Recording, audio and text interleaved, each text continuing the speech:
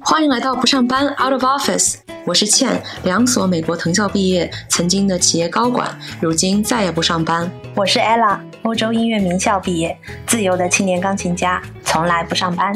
我们是2位成长足迹遍及世界4大洲的现代女性，在不上班这个播客中，我们期待和你探讨一切上班以外的世界。不上班，在充盈的精神世界里创造，在丰富的情感世界里热爱，在尽量健康的心理世界里生活。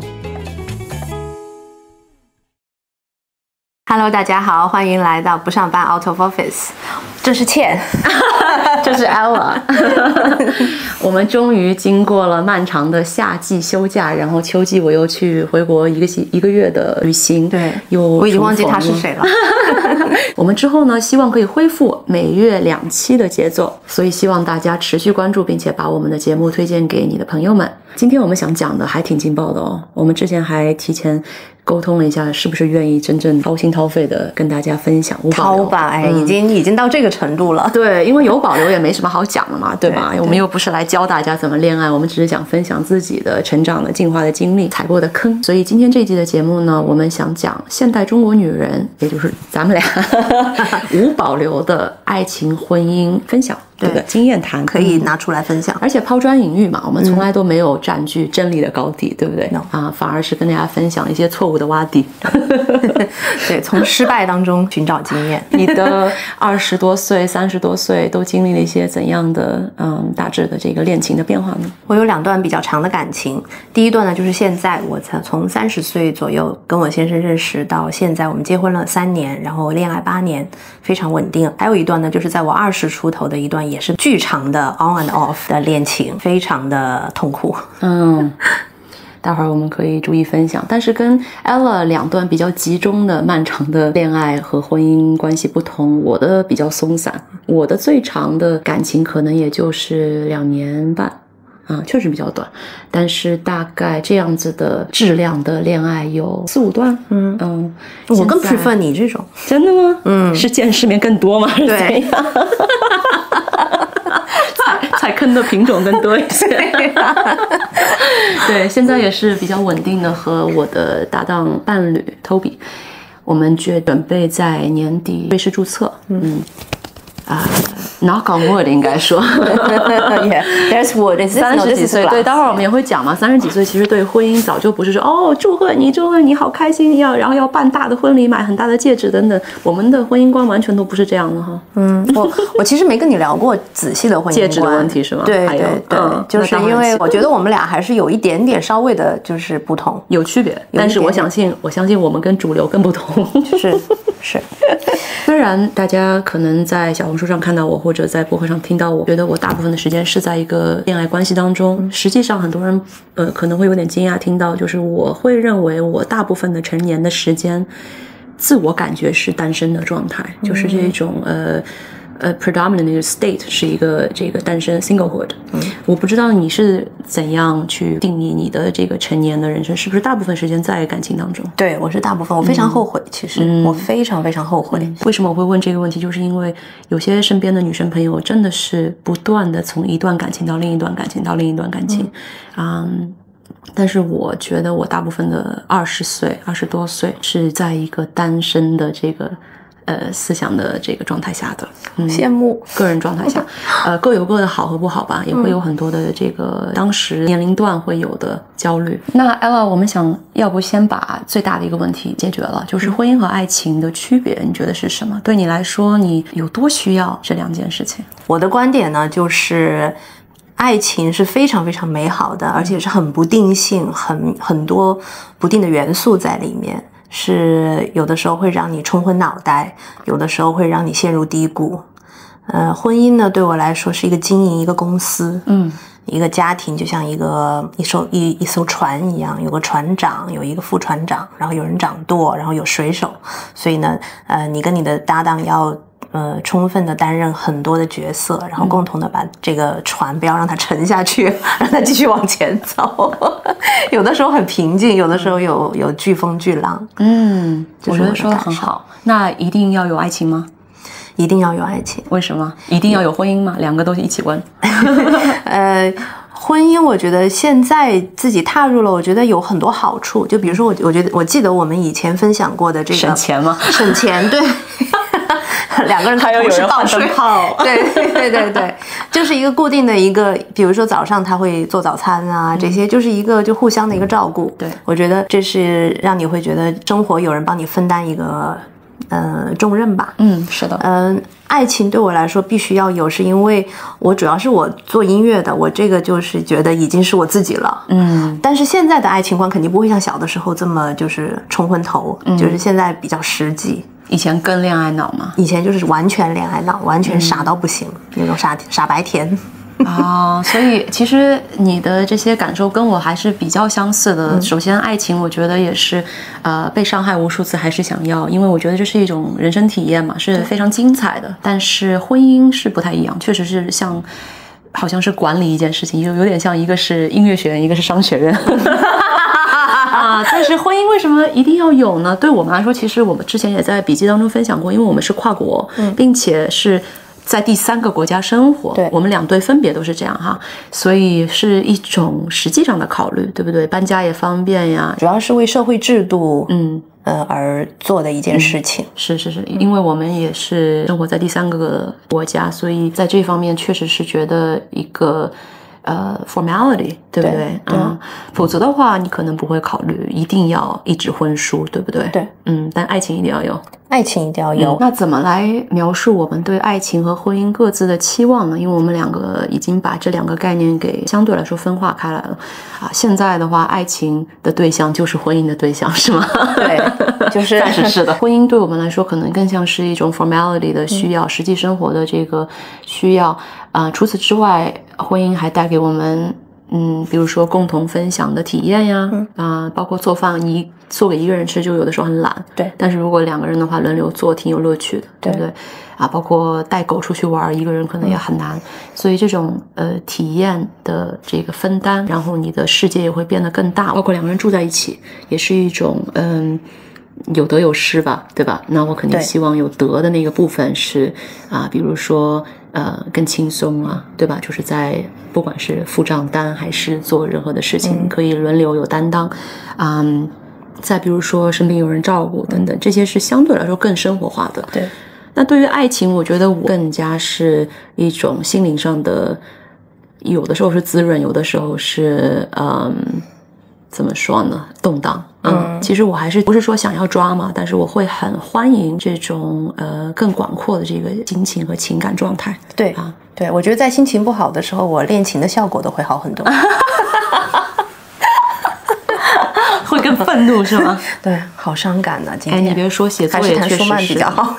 写作确实也是如此。对，很开心的时候真的写不太出。对，很开心的时候我就做视频，因为我觉得可能状态更适合做视频。对，是有的时候我很开心的时候，我还故意要去找到那个不开心的时刻。怎么找？就自己去寻找。就比如说我会自己一个人出去走比如说我去旅游然后就是因为我太开心了，我觉得生活上没有任何灵感，对，所以我就会跟他说我现在要出去哪个国家自己走一下，别烦我，我要去痛苦的地方。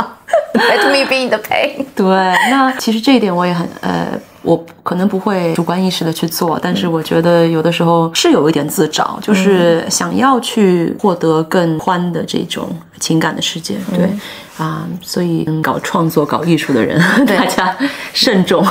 对，没事找事。所以你说你要跟你的 partner 是搞艺术的，我是不可能找一个搞艺术的2个人在一起的话会怎么样？你觉得？对，我觉得会掐死对方那种，而且会很痛苦因为2个人做的事情都是一样的就没有那个 diversity 了。是也会很 boring 吧。其实我也会，我从另一个方向来嘛，我是从本来这个商学院背景来的，然后对于爱情和婚姻，我之前的态度是要情绪稳定，要这个不要没事找事，对吗？但是现在稍有改变吧。如果说有需要沟通的东西，有需要发泄的东西，应该要及时的沟通。但是确实也有时候，毕竟我是半路出家，或者说刚刚进入这种你们的世界，你和我 partner 很相似的这样一个世界，有的时候还是会觉得他有一些过分敏感，但是这是一个很难沟通的东西，因为对他来说这个是他的 everything， 这个是他的 necessity， 对他来说是的，对我来说有的时候我确实觉得，我本来自己一天过得好好的，你一定要让我把我拉进你的这个非常波涛汹涌的这种情感世界，我晕船，你知道吗？我就觉得很无助啊，有的时候就我自己想掌握好自己的这个 steady pace， 走得平稳一些，但是他会把我拉进这种情感的漩涡，有的时候我还蛮愤怒这件事情，所以可能我的关系当中还在磨合。你们找到平衡了吗？因为你的伴侣是一个非常理科生的头脑。对，我觉得我们目前就这几个月，是很平衡的，就是互相好像对互相的这个期待值更有了一定的认识。毕竟婚姻是要周旋一些柴米油盐很现实的东西，并不是很那么 glamorous。对，所以大部分的时候都是一些每天的鸡毛蒜皮的事情，让你搞得你其实是一种劳累多过那种就是新鲜感呢。对，但是这个劳累呢，你作为两个成熟的人进入了这个婚姻当中，有这个 commitment 的basis 这个 foundation 的话，又会觉得你必须要通过这个才能够去真正的认识对方。对，然后爱情才会再次升华，对不对？对，我觉得会好像经历这样一个过程。一开始的爱情是非常像爆发式的，对，非常非常的美好，也有些动荡哈。然后第一次说我爱你的时候，对吧？像这种心情，现在老夫老妻根本就没有，我都不记得了。但是在经历了一段时间的这种柴米油盐之后，你又会觉得你的 companionship 是无法被替换的，这个价值是非常非常深厚的，对吗？对，而且我觉得是在不断的重新认识一个人。对，我觉得像那个 Esther Perel 说的，就是你不断的要去 fall in love with the same person again and again。你可能会很期待去爱上一个又一个不同版本的对方。我觉得有这样的期待其实挺好的。但他要是哪一天变成了一个我不爱的版本，那也只能算了。对呀，就这个又是，就是我现在觉得现代人的这个爱情观就是非常现实的。那 Ella 20几岁的时候和你现在相比，你会觉得对于婚姻，就是说我一定要有一个伴侣，或者说我一定要结婚，你有这样的执念吗？曾经有过吗？其实我从小对婚姻就是非常一般。因为我父母本来就是看着他们就是很不幸的婚姻，然后所以我就总觉得这个婚姻就是这船不好踩呀。对，然后就有那种就是到底进不进好呢，还是可能不进吧。我没有那种幻想，就是所以看到其他女生朋友早早结婚的话，你不会有多的羡慕或者说焦虑？我会羡慕他们的那个经济稳定。对，因为毕竟20多岁自己还是比较动荡的嘛，在经济上面。然后我觉得唯一羡慕的就是经济稳定，然后互相感觉是在 contribute 在一个就是 economy 里面那种。然后但是你要说从那种就是纯感情的那种疯狂那种羡慕，什么白裙子啊，什么婚礼啊，白沙滩啊那些从来就没有。然后这些都是被人灌输的，很多人比如说去参加别的婚礼，他们就会说你们什么时候结婚呢？你呢？我觉得我20几岁的时候一定是有这种焦虑的，不会从别人的婚礼当中感到焦虑。好朋友找到伴侣，我不会觉得羡慕，我会为他们开心。但是自己的这个年龄增长，或者说自己的一段一段失败，会让我觉得有些焦虑。因为那个时候我很想要小孩的，后来发现其实不一定。所以其实当这个最焦虑的这个劲头过了以后，我觉得可能是27到30岁左右，那个劲头过了之后，我就觉得又恢复了平静，并且对于孩子的这个想法更现实了，就可能比较犹豫。我觉得是应该的。对这不是一个就是很明显的一个 optimal choice，是应该犹豫的。这也是一个情感进化吧？对，我觉得是。我觉得是，所以从20几岁的时候，我觉得我一定要结婚，否则的话，我会觉得是一种失败。到现在，我觉得不然啊，我甚至觉得，很多单身的姐妹，她能够在无孩无伴侣的情况下，获得很多自己的自由的时间，她的生活一定是很高质量的。这个其实是我觉得未来我也会羡慕的。其实这个过去的这个周末，我的伴侣，一个人去了北面的这个波尔图。你知道我跟对你没去？对，你知道我跟托比其实是很24小时黏在一起的，不是说我们要黏在一起，而是因为我们的工作性质。但是难得分开的时候，我每次都会觉得哦，好自由，我怎么做事这么有效率，我可以做这么多的事情，但是我就会觉得这自由的这种像单身一样的状态的这种提醒，会让我确实还觉得有点怀念，太怀念了。所以我很喜欢，最近我就上瘾了，要自己出去旅游。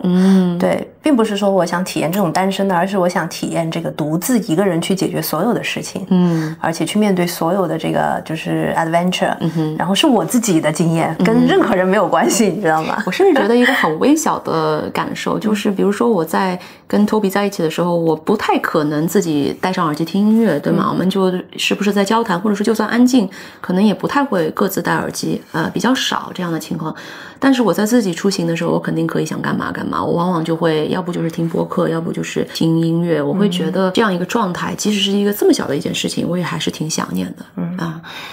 前几天我正好听了一个播客，讲到了 singlehood， 就是社会对于单身，尤其是女性不管女性主义怎么汹涌，目前还是有一种大部分的社会还是对于单身有一种质疑，就觉得你是不是嫁不出去，或者说你是某种失败，甚至有的时候已婚妇女会在这个有一种优越感这个我觉得是一个很大的问题。我觉得我们真的是应该要以身作则，怎么样真正去内化，就是说有伴侣的状态和单身的状态真的是没有谁先谁后的，而不要有了伴侣的时候就洋洋自得我真的觉得这个可能是大家不太去谈论的一个话题，但我觉得还是依然是存在的我觉得这是一个很重要的议题。这有点像跟有孩子的跟没孩子的对，因为你在现在的网络上看到，往往这两摊是非常分化的。对，因为你很难互相之间听到好话，对吗？就单身的吹单身的有多好，有小孩的就是觉得自己很有优越感，或者有家庭的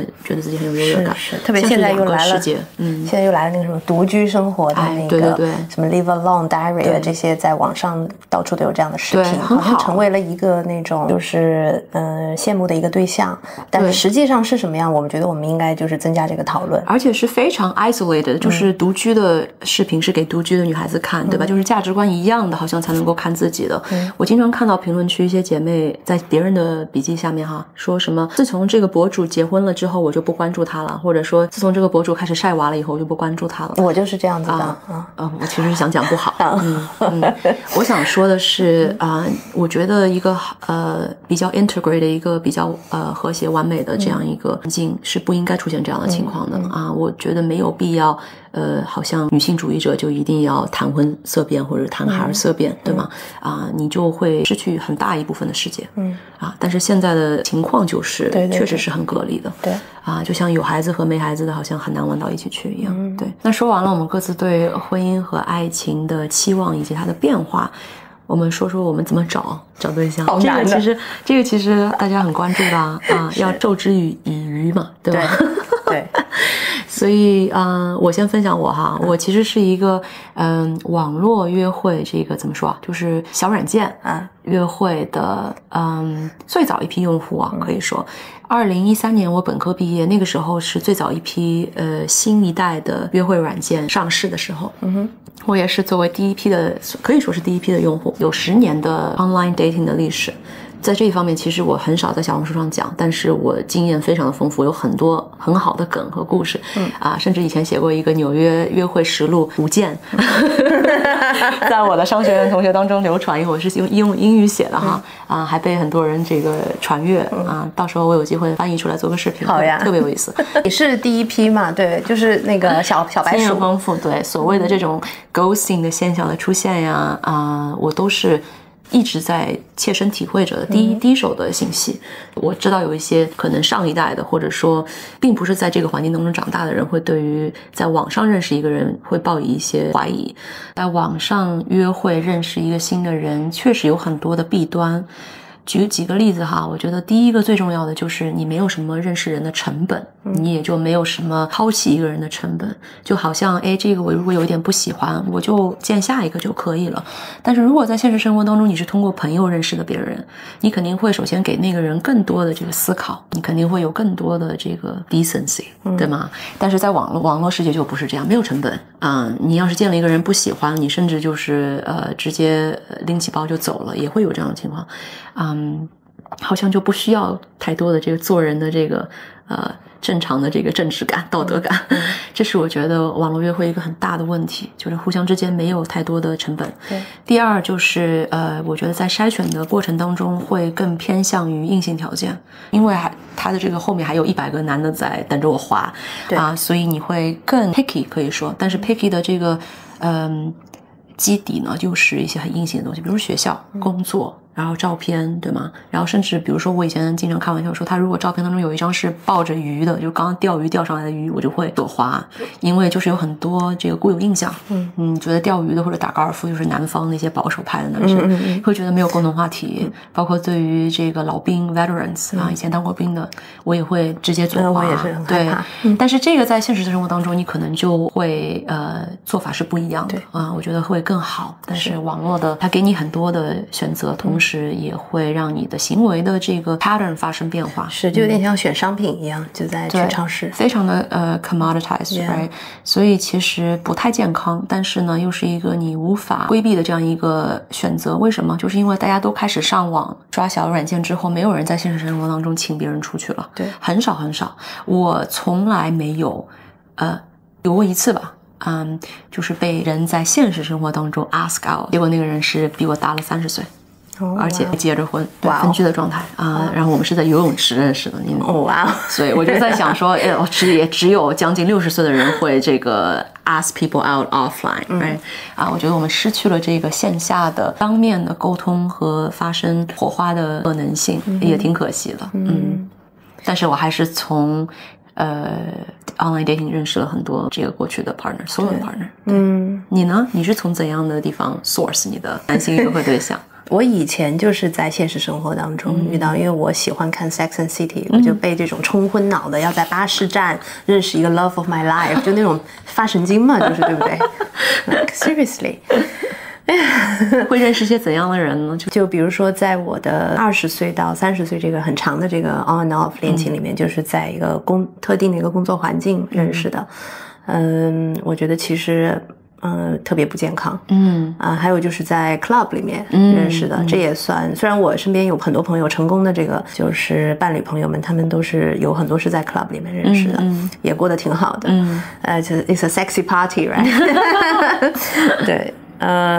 我跟我先生我们是在网上认识的，然后我们就是比较两个可能都是新来的那种，然后所以不是很懂这些东西，然后就那个OK， 那我喜欢你，你也喜欢我 ，OK， 那我们就把对方从市场上摘下来，对，就把它摘下来，摘牌了，对。其实我到现在我还觉得我有一点点觉得 embarrassing，就是跟别人说我们在网上 online dating，对我总觉得是一个很 embarrassing 的一个，我还没有过那个，就是心里面自己没有过那个坎，我总觉得我为什么要沦落到在网上这么着急，好像这么就是去推销自己呢？我觉得这就是我们年龄的这个几岁之差所造成的。纽约时报不是有很多 wedding announcement 嘛，它里面都会写the bride and the groom met somewhere， 实际上很多都是 online， 在网上认识以后编了一个听上去更说得出口的。现在这个过去几年你会看到越来越正常化，就是大家都是 Hinge 上认识，或者什么 Tinder 上面认识，是对。所以我觉得大家能够接受这个网上认识这样一个途径，我觉得也是一件很好的事情，把它正常化。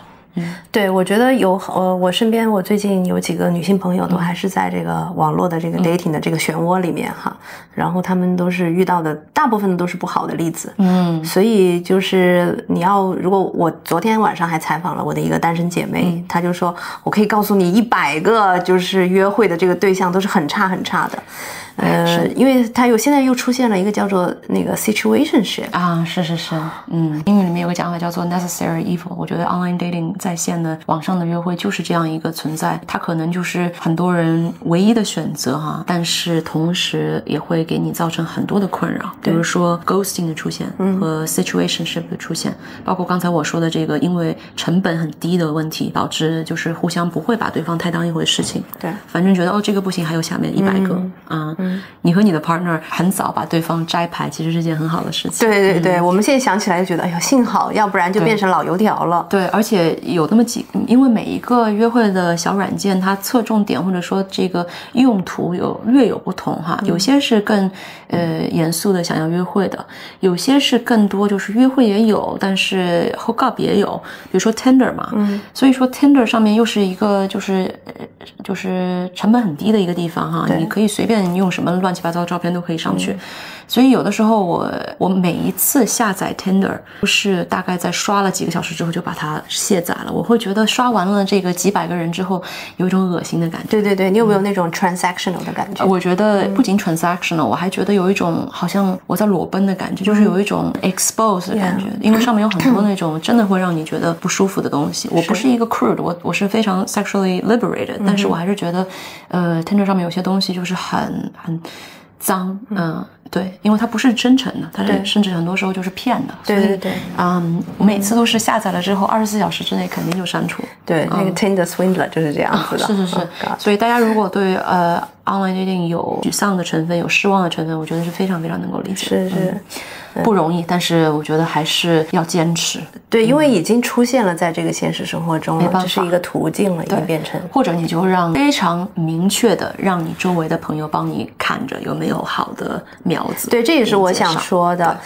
我先生就是特别支持，就是他说，哎，只要你有单身的姐妹，都应该把他介绍给有这个就是这种圈子的夫妇朋友，让这个夫妇朋友帮他去物色一个比较。我确实一直在想这个周围的 matchmaking 的可能性，不是说觉得周围的女生朋友恨嫁还是怎样，我是觉得周围女生朋友条件真的太好了，人太优秀了，我就觉得我们身边如果能够想到有合适的好的男性朋友的话，他们会很幸运，男生会很幸运，对，所以我们也会想着这个 matchmaking， 但是这个社会确实是好的女性多于优质的男性，对，这个不是我们 sexist， 这是真的。我觉得确实是。I can't say anything。哎呀，所以很难，我还在努力。对，我觉得这个是一个途径，就是这个途径可能比较小，因为你必须得去接触到这样的圈子，可能给你物色一个比较，就帮你 filter 了很多就是渣子那些东西，对不对？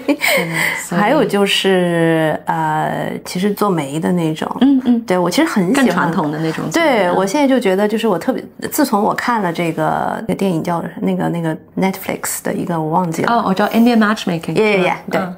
自从看了那个 Auntie Sima，我当然不是说特别喜欢他这样的一个这个人设，对，但是我确实觉得在你把各种条件全部列好了之后，就这个比 online dating 的这个 filter 我觉得更多一点点了，就是他会因为你接触的是一个中介者，然后他已经帮你就是筛选了一部分了，他肯定不可能随便把一个就是因为你付了钱的嘛，毕竟他要为你负责任，所以就是我觉得在这个方面的话，你可能这个筛选的这个优质率可能会提高。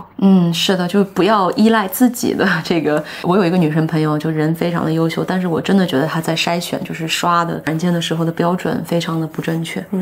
她自己是非常非常聪明的 PhD 毕业的，工资非常的高，但是她要找的是1.9米以上的肌肉壮硕的黑人男性。我说你这个要关掉多少扇门啊，对吧？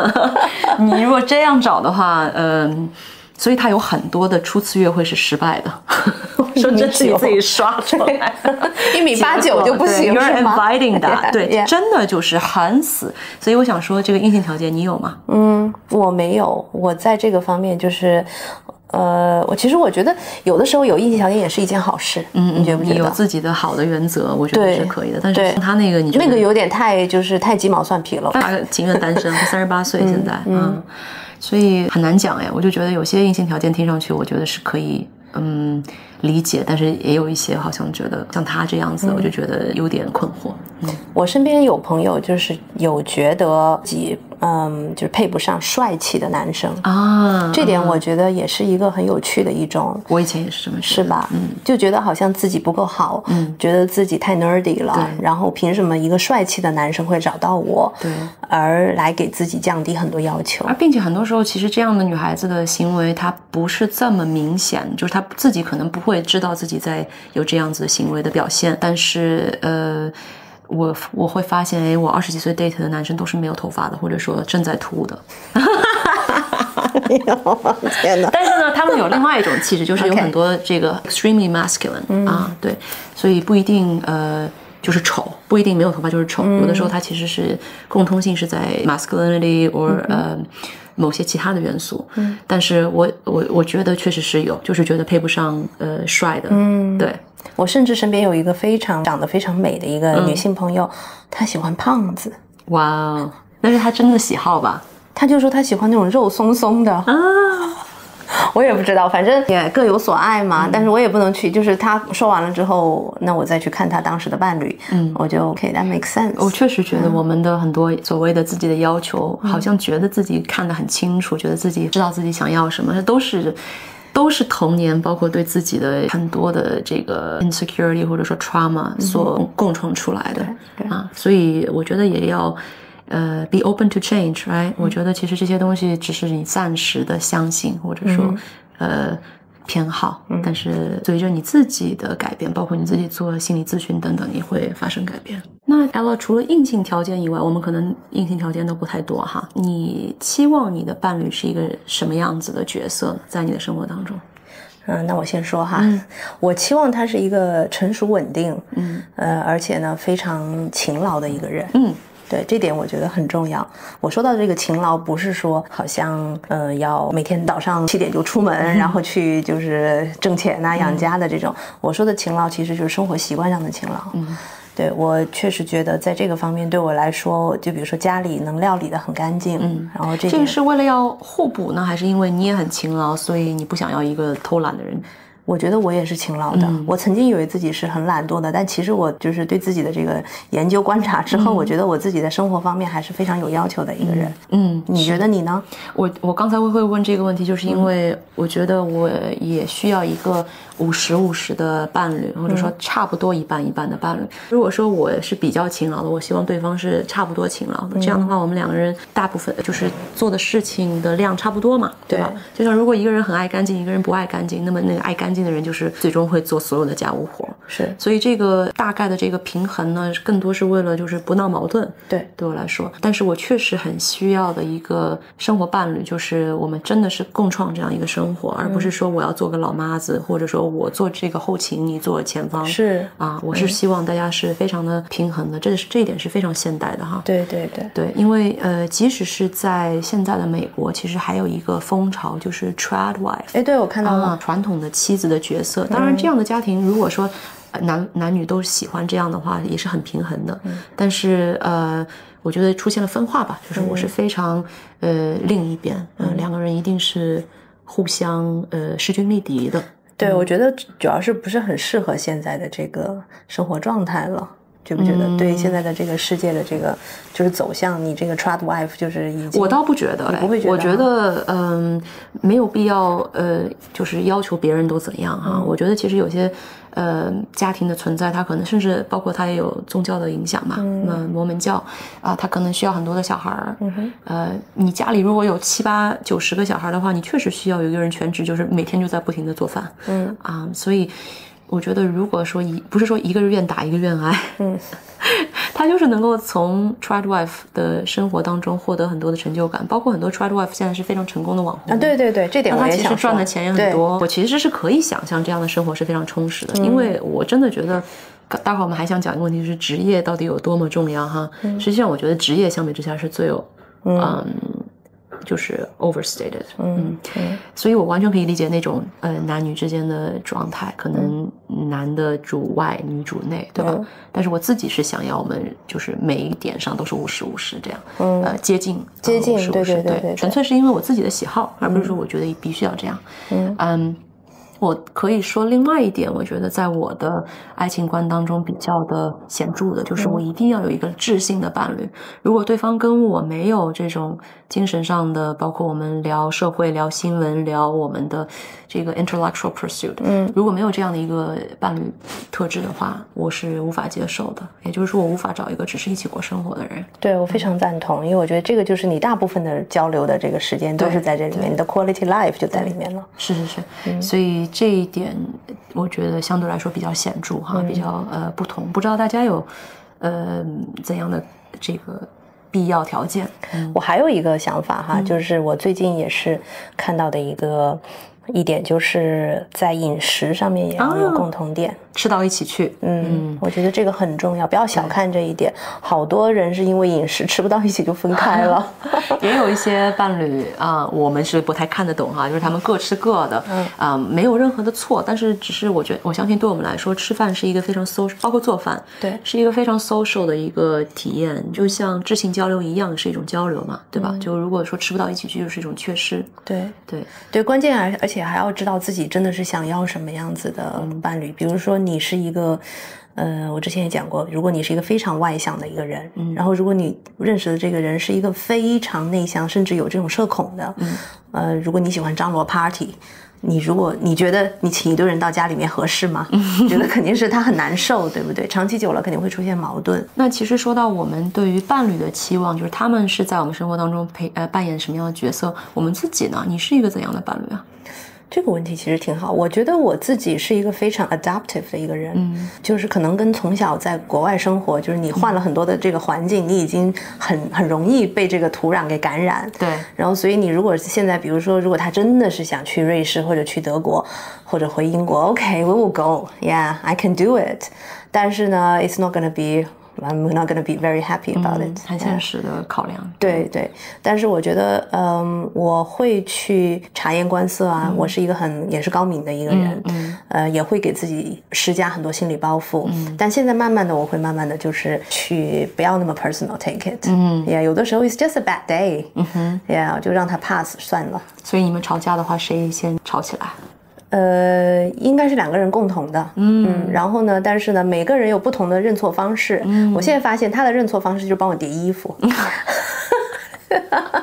我的认错方式会去跟他就是聊聊天啊，摸一下头啊那种。他的认错方式就是把我所有的衣服给我叠得很整齐。有意思。对，就是一个 service。可能，然后我看了之后我也很开心，因为正是我不想做的，我讨厌叠衣服。然后他就帮我把那个就是包括内衣啊什么的就折得很可爱。然后有的时候一个心形，然后我就会知道，他是在认错了。对。这一点我觉得是在伴侣当中很有意思的一点，就是你如何认错哈。我们其实刚才说到势均力敌，吵架的时候并不是很势均力敌。就是他总是抱怨我总是有理。他有的时候会说，你这个哈佛毕业这个逻辑非常的严密，我吵都不想吵，又觉得要输了。但是我会说，我从来没有觉得任何人可以赢一个吵架。我是希望吵架本身就不发生。对，针对就是我是一个怎样的伴侣啊？我觉得我确实是一个很能干，但同时很难处的人，因为我要求非常的高啊，我真的要求很高。这一点我在书上有写过，就是我的书稿里面有写。我跟托比在谈恋爱的早期哈，因为早期的时候恋爱泡泡，你会觉得我难以想象未来会吵架，对吗？就是说不完的这个好话。但是当时我们在畅想，未来你觉得如果我们吵架的话，会以什么样的内容而吵？我说我自己的这个担忧就是我会要求很高，我真的很挑剔的。因为如果是生活当中的朋友，或者说半陌生的这样的人，那我接触的没有这么的多。但是如果是跟你长期一直在一起的，在你的空间里面的，肯定会有。比如说他嚼口香糖，比如说衣服扔在地上，这些就是我会会不爽的点。确实是觉得就是需要改的。就嚼口香糖是一个简直会就是 fry 我的神经。对，让你 mental 是不是？会让我 mental。对，我就说到想补充一点关于这个，就是你自己要去找一个就你自己适合什么样的伴侣，而且你自己是什么样的一个伴侣，首先就对自己的了解是非常重要的。就比如说我是一个不喜欢仪式的一个人，然后大家可能会觉得不可能吧，你是搞艺术的，你怎么会不喜欢仪式？我真的不喜欢。你还神叨叨呢，怎么会不喜欢？对，我就是又神叨，但是我在这个仪式就是做出给别人看的。我甚至我的所有的演出之前的演出服都是临时，你也知道，我是临时才决定的，我根本就不会去想这件事情，这就对我来说一件痛苦的事情。所以在我们结婚的时候，我对这个戒指，大家你看我什么首饰都不戴的哈，对，是一个，你也是对这个首饰我没有任何的这种fascination 吧，没有，你有吗？我还觉得怕丢，对，我觉得怕丢。第一，我觉得怕丢，戴手表也是，然后现在是因为可能有苹果手表，因为你要看你的心跳嘛，对不对？你要吗？这一点我觉得咱们俩还挺像的。我当然也能非常理解尊重，我身边有朋友是那种首饰狂，他们也跟我讲了1000种这个理由，就是为了首饰，我觉得也挺美的。他给我看的时候，我说哇，这个要这么贵啊，好多个零，我的天哪，我就买一套房子了。我看到喜欢首饰的女孩子的朋友，我也觉得好看的，但是就是自己没有这个念想，对自己没有念想，是。所以我在我们结婚的时候，我是非常严肃的跟他讲，我不要婚礼。第一，我谁都不要通知，因为我觉得这是2个人的事情，甚至我妈都是那个前2天才告诉他的。然后，因为他也知道我这样性格，他也没办法。还有就是不要有任何仪式，仪式对我来说是一件非常劳累的事情。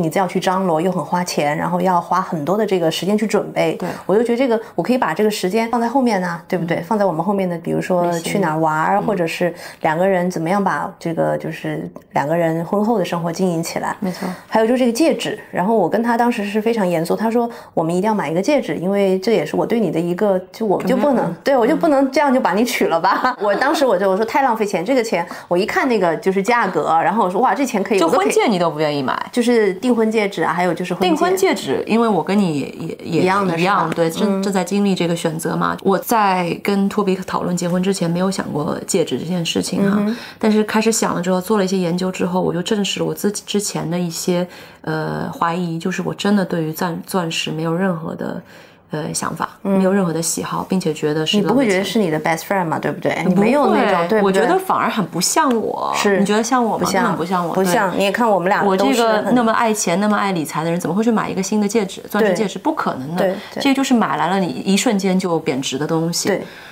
对我来说，这个2个人本来结婚就是把自己的财富或者说未来赚钱的能力组合在一起，没有什么我要去用他的钱让他来对我展示他的诚意或者 commitment， 我觉得是很假的事情，就有一种像是彩礼这样的这个概念。对，我也就不理解这个彩礼上的这些。这个彩礼的存在其实是一种男女之间的不平等嘛。对，所以我看了一圈钻石，包括看了一圈这个有色，就是便宜的那种人工的呀，包括看了一些有瑕疵的钻石啊，我都觉得不像我但是我们还是挺想要这个 wedding band，因为 wedding band 首先很便宜嘛，然后你也是会带得出去的。因为订婚戒指，我觉得大部分人不戴的，平时wedding band 什么都没有。我跟他说连 wedding band 都不要，因为我觉得这就是一个，首先我戴着不舒服，我要练琴。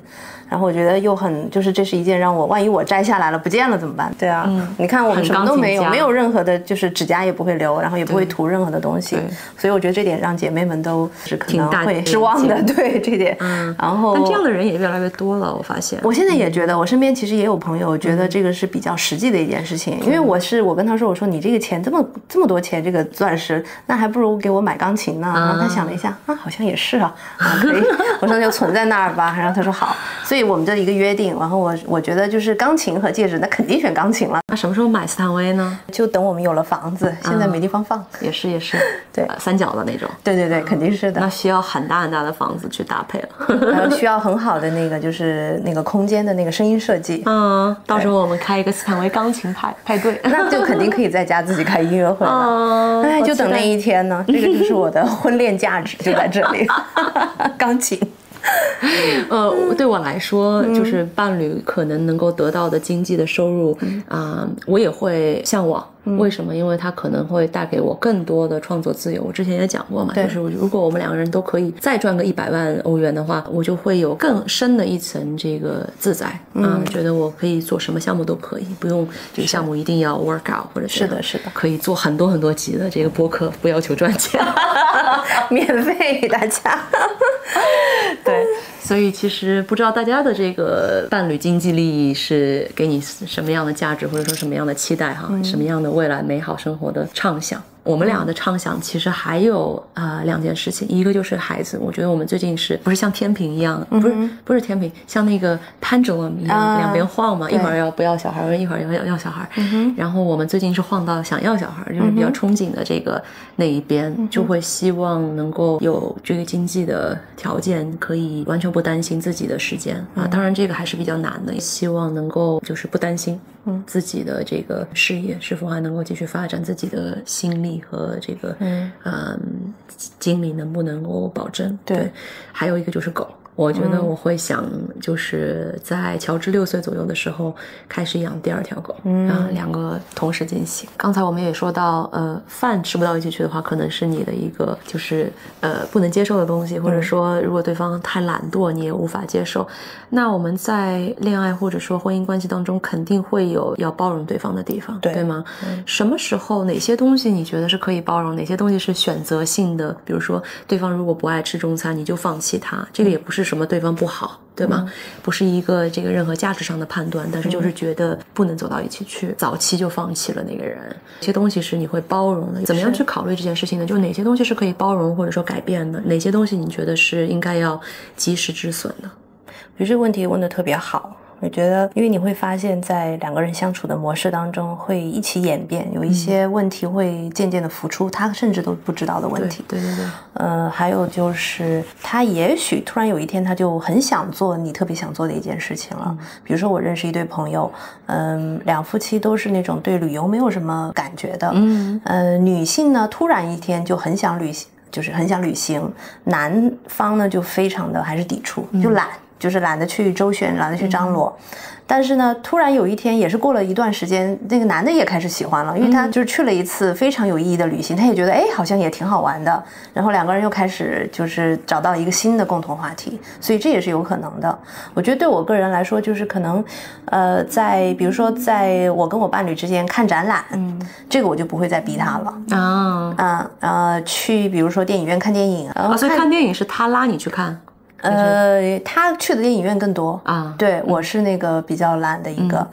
看展览呢是我喜欢去更多，因为他本来他就不喜欢这个，所以我就不会再去逼他，就非得去。而且我跟他看展览我还不开心，我还得去顾着就是要跟他讲解，我就说你怎么都不知道这个16世纪的这件事情啊？对，想要确保他也有一个比较好的体验嘛。对，所以这个大概花了你多少时间能够接受？就是8年。我真的，我为什么会好奇？因为我跟托比之间也有这样子的dynamic 啊，是反过来的，就是他很兴奋的要去看这个看那个，但是首先一我对这个世界没有这么的熟悉，二是他要主导去看的，我没有任何的这个背景知识，对吧？不可能有跟他一样的兴奋的程度。对，但是这件事情为什么就是比较的容易？在我们之间至少就比较容易产生一些细小的矛盾，就是因为他是跟我一样很想要智性伴侣，所以我们想要占据对方的脑子，你知道吗？我们是很想要对方的脑子，所以如果说对方他不愿意或者说没有这个能力没有这个时间把他的脑子放到你的这个世界当中来，我们会失望。互相之间都会有一些，但是它更严重。对，所以说这一点是我们也是一个经常讨论的问题。我也问你要多少时间才能克服8年了，现在我慢慢的就是我放弃，因为我觉得我现在找到了自己看展览的乐趣，因为我速度又很快，我走得快，不要跟他讲了半天之后他还在停留在那幅画上面。对啊，然后我觉得这个就是一个你互相耽误对方的能量干嘛呢？没错，或者说你可以找其他的一样喜欢的朋友一起去嘛。对这个确实我觉得就是特别我们自己特别觉得有热情的事情，有的时候很希望我们的灵魂伴侣也可以加入，但是我觉得它真的很难变成我们全方位的灵魂伴侣。是，对，我觉得这个现实度要掌握好，不一定它能够满足你所有的条件。对，就因为它不是你。对，所以这一点是你可以接受的，可以融合的。那有一些什么东西在过去的感情当中你会觉得我实在是受不了，我要放弃了？我觉得这个就是生活习惯这个大差异是一个。真的啊。我就比如说你说衣服丢地上我肯定就受不了了对我，因为我自己不是这样的人，我以前我以为我自己是一个很 artistic，然后我现在就是对自己的这段时间的了解，我发现我是一个真的是生活很有条理的人。比如说他是晚上要在医院工作那种，早上就下午4点就要睡觉的那种，我可能就不行。对，就没有真正的很好的交流了，对不对？对，是的。这个就可能没有办法走到一起去。对我来说，我觉得特别自私的、自我为中心的，我会不行。因为我们成长背景可能是把我们塑造成了比较会关心别人、比较有集体主义感觉的。这个人，所以说碰到一些西方的文化当中成长中比较个人主义的，对，有的时候确实是需要一个互相的习惯啊，就是我会觉得我肯定是为大家着想，为什么你会能够做到只为自己着想？对，很自私。但是我觉得目前都还是我跟托比之间都还是能够磨合的。之前有一些没有 work out 的这个关系当中，就会碰到非常固执己见，并且觉得他就是这样，他不会变了。其实我是非常讨厌这一点的。我觉得如果你自己就是自己都这么告诉自己，好像是向自己宣布我就是这样了，我不会变了。我觉得这是一种非常懒惰的行为。对，所以这个可能对我来说是一个大的deal breaker。对，其实这影响到你的这个就是直接的生活质量了。对，你们的 quality time 去哪里找，对不对？你可以接受对方没有你成功吗？这是一个很好的问题。其实我现在越来越能接受了。我以前是完全不能接受。我以前我觉得男性要比女性要成功，这样听起来才有面子嘛。我倒不是觉得面子的问题，我是觉得为自己的考虑哈，就是我可能不会来找一个拖我后腿的吧，你至少也要跟我差不多，所以我以前也是有这样想法，所以对象都是什么律师、医生之类的。现在搬来了欧洲之后，我觉得我的这个所谓的硬性条件一下子就除了，因为我可以自己养活自己哈。对，那我如果只是想要体验爱情的话，我觉得对方什么条件或者说他什么样的经济的状态，真的问题不大，都是一种体验。如果要走进婚姻的话，那还是需要一些保障。对，要不就是他有比较好的这个基础，自己可以养活自己；要不就是他有前景，就是可以做着自己喜欢的事情，也有很大的这个经济收益的可能性这个我觉得也是一个对我来说很大的改变。很有意思的一点就是，以前我在网上约会左滑右滑，你肯定会看到对方的学校或者工作，也很容易因为这些事情而左滑或者右滑，对吗？你哈佛毕业的或者普林斯顿毕业的，就会有一种很好的对你的印象，因为这就是一个平面的圈子里面的，对，并且就是网络约会的这一个很大的缺点或者特点所在。但是呢，托比是什么大学毕业的？我是近期才知道的，我是最近才知道的。以前我约会的时候，我是见第一面之前我都知道他什么这个领英都已经搜过了，所以这是一个非常非常大的改变。我确实也觉得是一个很重要的改变，因为有一些固有的这些想法就是瓦解了、松动了，才会让你能够看到他就是。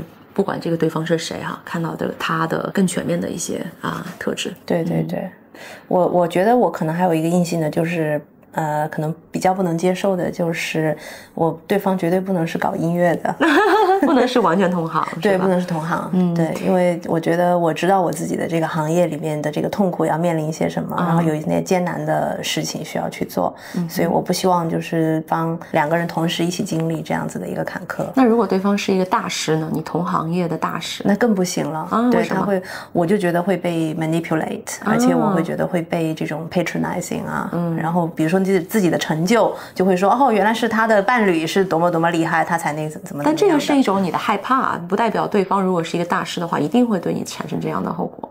我个人就是对这个还是挺有成见的。对我自己，其实我有想过，也遇到过，就是在我的行业里面遇到过有人给我示好，但是我觉得就是首先在我自己的这个可能就非常的反对这样子的一个情况出现吧，就没有把自己放在这个 situationship 里面。对，所以跟李云迪没走到一起。Sorry Rindy 他们俩是朋友来着。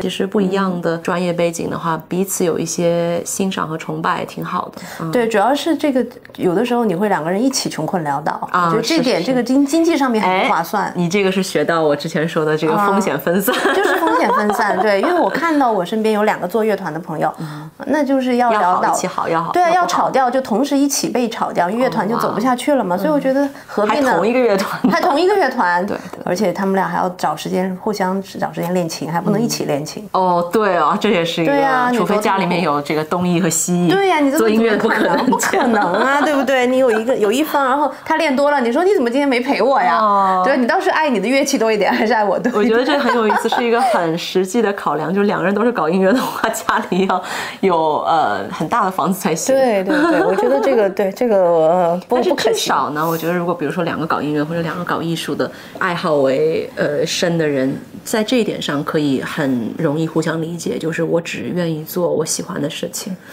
对吗？对，但是我觉得穷困会把这个压倒。哦，这倒是。你有没有这个想法？有的时候这个现实就会把你们的爱情给，就是不断的打击它，不断打击它。梦想在爱好和梦想，在穷困面前。对，你看多少电影不都是因为这样子分开的嘛？对，男女主人公，一个要做 fixed income 就是固有收入，另外一个做 equity 就是可能会产生爆发式收入的。对，我觉得这样子会比较安全一点。潜力股啊，对，我觉得挺好的，这也是婚姻的一个价值所在嘛。我们刚才提到，对，我觉得挺有趣的这一点聊到。对，小的时候我觉得就可能考虑到不会像现在这么的全面。那其实我以前选医生啊、律师啊什么也是相似的考虑嘛，因为行业不太一样，同时他们又是比较的英语就是说 defensive，right，就是这个行业它会比较的强韧，就不太容易受经济的变化的影响。对所以也是一种所谓的分散风险。但是我现在走出了那个小世界之后，才发现其实分散的不够多，就是还是很相似的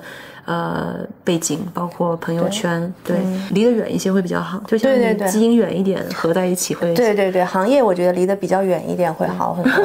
我有一个非常好的就是前男友，他就是做摄影的。其实到最后分开的原因，就是因为2个人的这个专业太近了。对，就是你会感觉这个风险很大，然后2个人其实都很害怕这个就是经济上面的，万一遇到一些什么样的事情。然后分开之后倒还好，我觉得他有他自己的就是可能性，就是潜力股。所以他找一个富婆吗？我不知道他是找的是富婆还是怎么样的，我希望是我希望过得好，但是他自己就好很多了。所以就因为毕竟2个人就是当你们在一个恋爱关系当中，你互相要花很多时间在对方上面，你的这个专业可能就顾不上了，或者你自己的这个就会去割舍，这是不公平的，我觉得，特别是对艺术上面。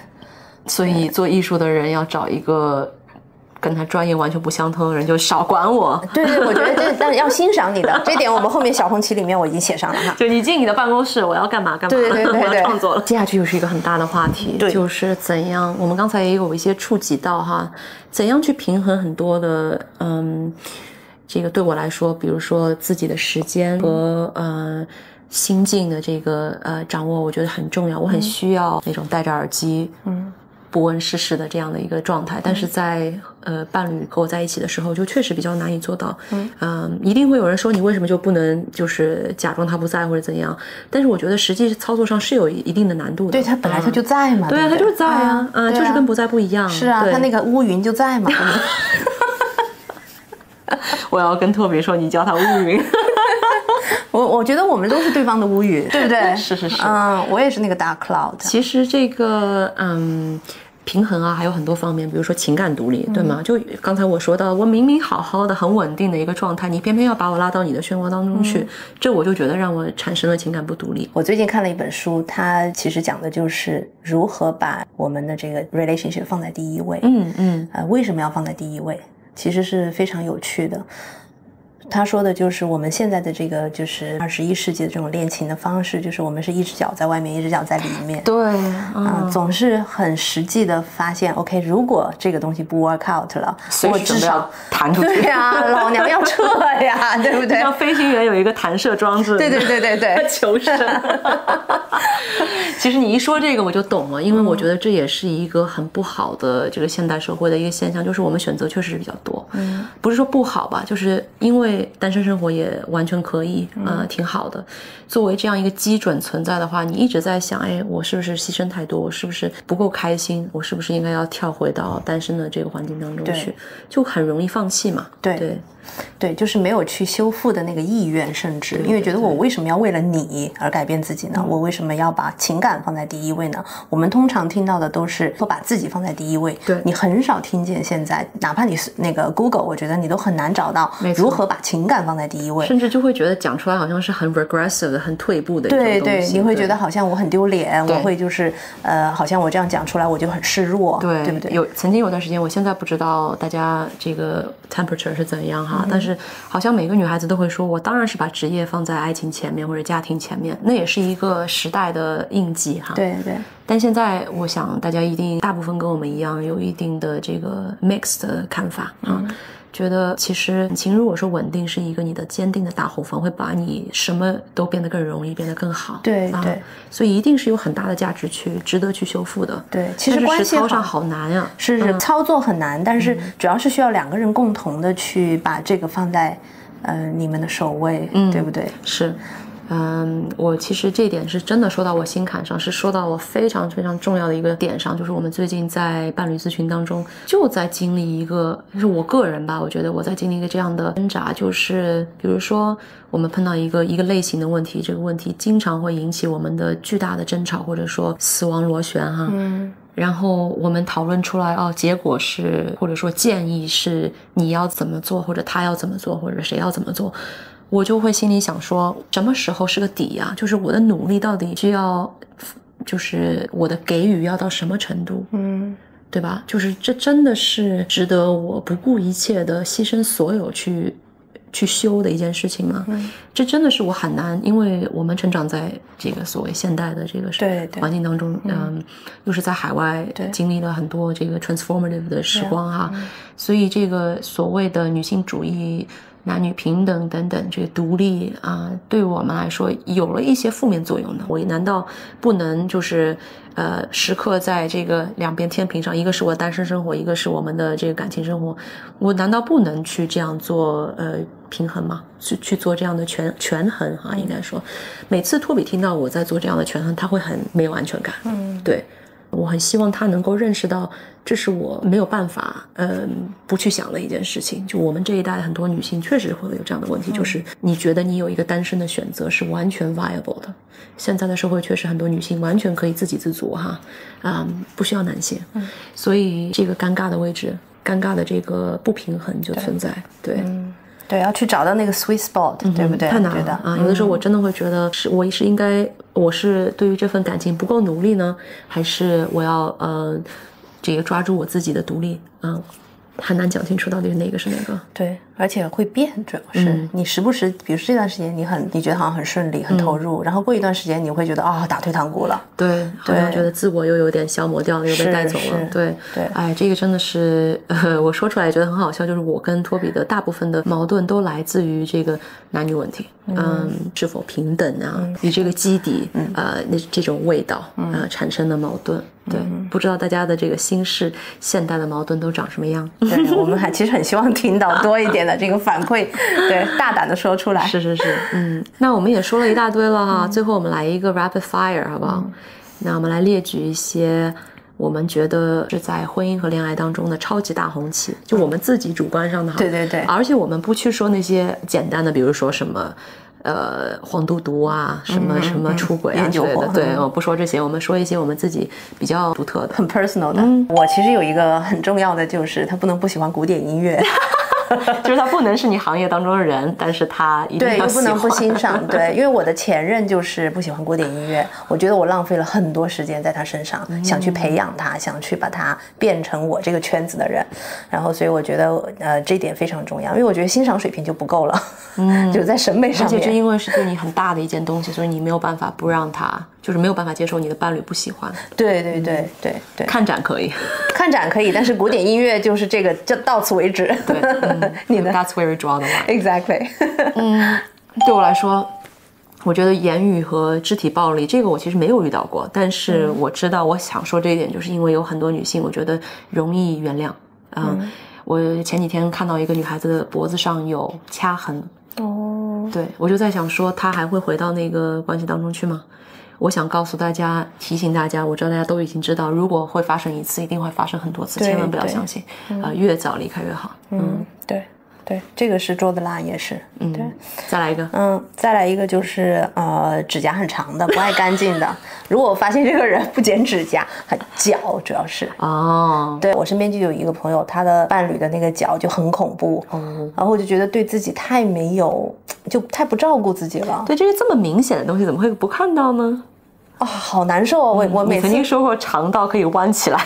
就是这样子的感觉。对，而且就是时间长的像狗一样可以抓地了，就也不去一下脚皮啊这些，我就会觉得 Oh my God， 受不了。对，这个就跟我感觉他在挖鼻屎是一样的。理解。还想说一个，也是最近的有感而发，因为有一个女孩子在向我诉苦她的约会的一些不顺利哈。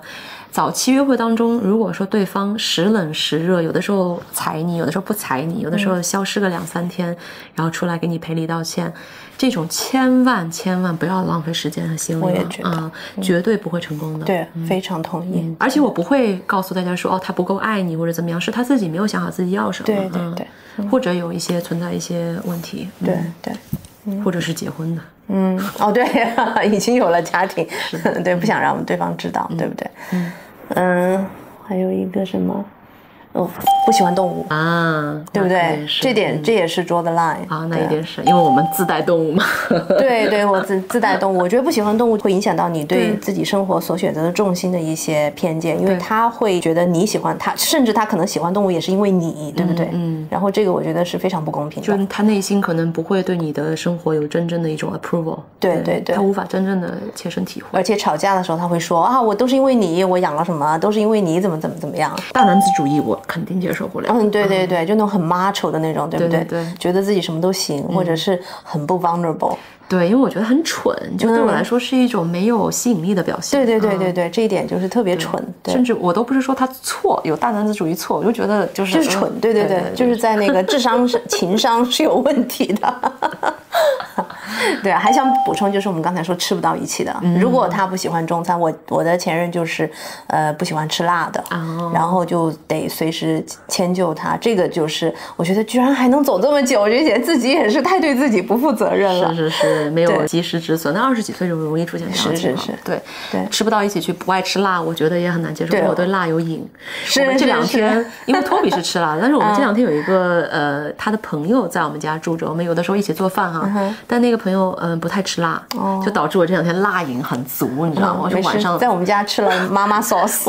我就昨天晚上在那边狂吃那个麻辣牛肉，一包一包小的零食。对啊，因为就是比如说你是一个 vegan，你的伴侣是吃肉的，你怎么生活好艰难呢？彼此就是就挑一个这么大的东西去去忍，没有必要。对，这是生活的大习惯。除非你们已经深深的爱上彼此，然后没办法，那考虑去 compromise。但是如果一开始就是这样子的 incompatible 的话，我觉得没有必要硬要找个难题哈。对，这是一个大难题。我还想说一个，我觉得我无法接受力量这个 power 相差太悬殊，不管是对方的身世背景啊，或者说他的经济条件，我觉得差的太多的话，会造成很多的潜在的问题。对，没错。甚至有的时候，比如说大家会说，为什么一个吃软饭的男的会出轨啊？什么？就是因为他心理不平衡嘛，他要去其他地方去寻找他的价值，对吧？对。我觉得这也是埋一个地雷，就是如果你选择一个跟你悬殊非常大的这样的一个人，我觉得绝大部分的人不是那个家境这个亿万富豪家的这个材料，你也无法忍受。最近黄圣依的新闻不是非常的这个占据我的很多的 feed， 就是他跟杨紫一个非常有钱的这个家族企业的掌门人的婚姻，很多人觉得是不看好，但是就是因为一方漂亮一方有钱，但是这个富家太太就是忍受的东西，我们普通人是无法理解的。对，都不敢想象，其实绝大部分人不是这个料。对对对，千万不要去找已婚的，就是他给你一些 promise， 如果你知道的话，因为这个就太多的难题。就本来你要想单身的时候，你就有自己的难题，他有他的难题，两个人在一起要磨合，就是一个大难题。对，你再去找一个就本来就有这么多 baggage、这么多包袱的一个人，然后去期待他为了你。就是抛家弃子那种抛夫也是可以的，这样的男人可以抛夫，我们可以接受。对，我觉得我身边有一个女孩子最近发现，但是她是被骗的那一方。对啊，就是她其实是碰到的这个长期的伴侣呢，是跟她说我已经在离婚手续了，实际上她根本就没有，2年之后发现根本没有。对，这太糟糕了。就是有些人可以过尤其是男人哈，可以过这样的双重生活，简直让人难以想象。你这么多的精力，你怎么不去造火箭啊？对呀，对 ，exactly， 对，搞点科研，做点好事儿啊。最后再说一个，我觉得挺有意思，就是我觉得道德观不能差得太远。如果说，比如说。对方是一个完全就是非常非常的严格，对自己好像一个红灯都不能，一个黄灯都不能闯，那我觉觉得是对，就太 rigid 的话，对，太 rigid， 因为这个其实代表他很多性格的其他的方面，并不是说我们一定要去违规啊或者怎样去闯黄线，但是我觉得这其实是一个生活当中也是一个埋的一个雷，incompatibility， 这个不匹配性。我小的时候有一个好朋友的爸爸，很小的时候啊，他就说你们小姑娘，你们以后找男朋友或者找老公，千万不要找只有一个肾的。那个时候不是很理解，对，然后他一直在嘱咐，就是后来我也问了，他就说可能就是怕就是在这个影响到你们的就是夫妻婚后生活呀，或者是对，今天我们炒菜都来不及讲了，炒菜的重要性，那我们就在这个超级大红旗里面讲吧。就我觉得，如果说你在性方面是没有办法很匹配的话，有很大的这个 libido 的差别，我觉得也是很难的。对对对，你们之后要去看好多的这个就是心理医生，或者是很多或者想其他办法解决。我有一对美国的夫妻朋友哈，关系非常的好，很爱对方，但是女孩子不能行房，她就不能有任何的性生活，因为她会痛，然后只能两个人同意，就是说男生可以去找，目前还在一起，对啊 ，so sad， 能不能走一直走下去，我也不知道，so sad。对啊，那祝愿大家都有健健康康的，没有这些巨大的 compromise 的感情吧。对对，希望大家喜欢我们这一集，给我们点赞，然后呢关注我们，谢谢。最主要的是，听到的女孩子，如果说你的伴侣存在着什么冷暴力、热暴力的，还有包括对你忽冷忽热的，包括让你看到有超级大红旗，但是你就是不愿意相信的，我希望你们可以相信，走出来。对对，看完我们的有一些反思，希望能引起。是，我相信肯定会的。是，但是单身生活也是很美好的，寻找到下一个人是更美好。就是你现在这个错误的伴侣，其实是影响你、阻碍你找到正确的人。OK， 今天在这里了，妈妈桑就这样了。妈妈桑，两个妈妈桑，unsolicited advice。The things you didn't know you want to know。OK， 谢谢大家，拜拜。